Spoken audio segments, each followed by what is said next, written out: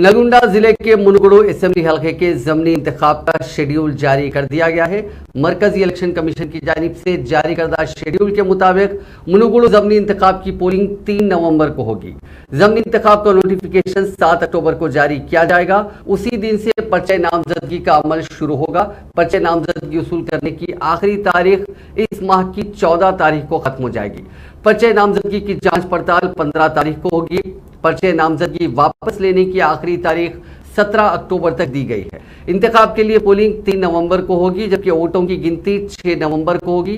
कोमटिरेड्डी राजगोपाल रेड्डी, जिन्होंने साल 2018 के असेंबली इंतखाबात में कांग्रेस के टिकट पर कामयाबी हासिल की थी, लेकिन 2 माह कबल असेंबली की रुकनियत और पार्टी की रुकनियत से इस्तीफा पेश कर दिया था, जिससे इस हल्के में ज़मीनी इंतखाब नागुज़ीर हो गए। असेंबली और कांग्रेस पार्टी से मुस्तफी होने के बाद राजगोपाल रेड्डी बीजेपी में शामिल हो गए। उनके इस्तीफा के बाद से ही मुनगुरु असेंबली हल्के में इंतखाबी सरगर्मियां शुरू हो गई, जहां बीजेपी इस हल्के से कामयाबी हासिल करने की कोशिश में लगी है। गुज़िश्ता 2 माह से मुनगुरु असेंबली हल्के में तमाम सियासी जमातें सरगर्म हैं। अब तक 3 अहम जमातों टीआरएस, कांग्रेस और बीजेपी ने एक बड़े अवामी जलसे भी मुनक्किद किए।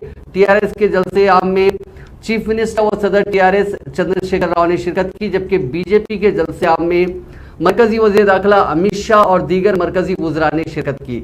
इसी तरह कांग्रेस उमूर के इंचार्ज मणिकम टैगोर और पीसीसी सदर रेवंत रेड्डी और कांग्रेस के अहम कायदीन ने कांग्रेस के जलसे आम में खिताब किया। मुनगुरु असेंबली हल्का इब्तिदा से ही कम्युनिस्ट जमातों का गढ़ रहा। यहाँ से सीपीआई ने 5 मरतबा और सीपीएम ने 2 मरतबा कामयाबी हासिल की थी।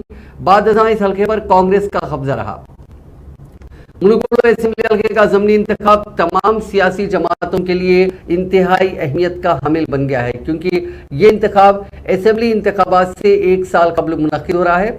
इसीलिए रियासत की 3 अहम जमातें टीआरएस, कांग्रेस और बीजेपी इस हल्के में कामयाबी हासिल करने एड़ी चोटी का जोर लगा रही हैं, क्योंकि ये इंतखाब किसी जमात को उसके सियासी मुस्तकबिल का फैसला कर सकता है।